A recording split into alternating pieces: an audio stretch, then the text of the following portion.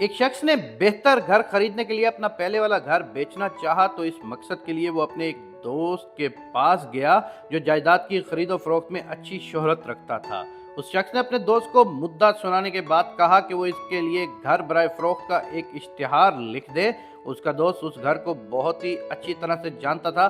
اشتہار کی تحریر میں اس نے گھر کے محل وقوع، رقبے، ڈیزائن، تعمیراتی مواد، باغیچے، سوئمنگ پول سمیت ہر خوبی کا تفصیل کے ساتھ ذکر کیا۔ مکمل ہونے پر اس نے اپنے دوست کو اشتہار پڑھ کر سنایا تاکہ تحریر پر اس کی رائے لے سکے۔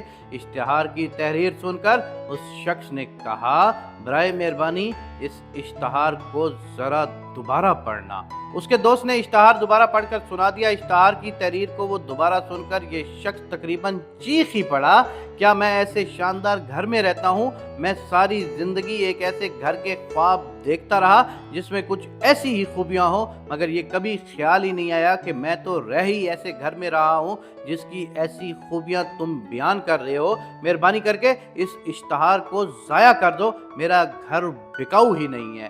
ایک منٹ ٹھہریے، مضمون ابھی پورا نہیں ہوا۔ ایک بہت پرانی کہاوت ہے کہ اللہ تبارک و تعالیٰ نے جو کچھ نعمتیں تمہیں دی ہیں ان کو ایک کاغذ پر لکھنا شروع کر دو، یقیناً اس لکھائی کے بعد تمہاری زندگی اور زیادہ خوش و خرم ہو جائے گی۔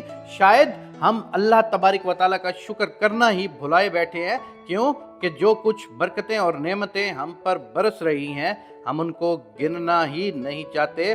ہم تو صرف اپنی گنی چنی چند پریشانیاں یا کمی اور کوتاہیاں دیکھتے ہیں اور برکتوں اور نعمتوں کو بھول جاتے ہیں۔ میں اپنے ننگے پیروں کو دیکھ کر کٹتا رہا، پھر ایک ایسے شخص کو دیکھا جس کے پاؤں ہی نہیں تھے تو شکر کے ساتھ اللہ کے سامنے سجدہ میں گر گیا۔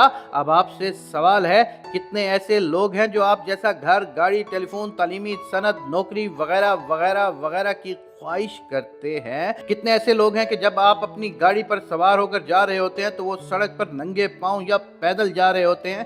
کتنے ایسے لوگ ہیں جن کے سر پر چھت نہیں ہوتی جب آپ اپنے گھر میں محفوظ اور آرام سے سو رہے ہوتے ہیں؟ کتنے ایسے لوگ ہیں جو علم حاصل کرنا چاہتے تھے اور نہ کر سکے جبکہ آپ کے پاس تعلیم کی سند موجود ہے؟ کتنے بے روزگار اشخاص ہیں جو فاقہ کشی کرتے ہیں اور آپ کے پاس کاروبار، ملازمت اور منصب موجود ہے؟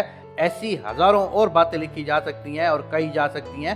کیا خیال ہے ابھی بھی اللہ کی نعمتوں کے اطراف اور ان کا شکر ادا کرنے کا وقت نہیں آیا؟ تو کہہ دو ابھی اور اسی وقت کہہ دو کہ فَبِأَيِّ آلَاءِ رَبِّكُمَا تُكَذِّبَانِ، بس تم اپنے رب کی کس کس نعمت کو جھٹلاؤ گے؟ تم اپنے آپ کو غور سے دیکھو تو تمہیں محسوس ہوگا کہ اللہ نے تمہیں بہت کچھ دیا ہے، بس ایک کمی جو تم میں پائی جاتی ہے وہ شکرانے نعمت کی ہے۔ تم نہ اللہ کا شکر ادا کرتے ہو، نہ اس نعمت کی دی ہوئی چیز کا شکر ادا کرتے ہو، نہ تم اپنے سلامت جسم کا شکر ادا کرتے ہو، نہ تم اپنی آنکھوں، ہاتھ، کان، ناک، پاؤں سب چیزوں کا شکر ادا کرتے ہو، بلکہ تم تو صبح سے شام تک اس فلسفے میں پڑے رہتے ہو کہ شاید میں سب سے پیچھے رہ گیا ہوں اور میرا اللہ مجھے پیچھے کر رہا ہے۔ ارے ابھی سے شکر والے بن جاؤ، خداوند کریم کی ذات پہ تشکر کرنے والے بن جاؤ۔ میں تم سے بار بار کہہ رہا ہوں تم شکر کرنے والے صرف بن جاؤ، کیونکہ دنیا میں نے بہت سے لوگوں کو دیکھا ہے کہ جن کا پورا جسم نہیں ہوتا، کہ جن کے پاس صبح سے شام کا کھانا نہیں ہوتا،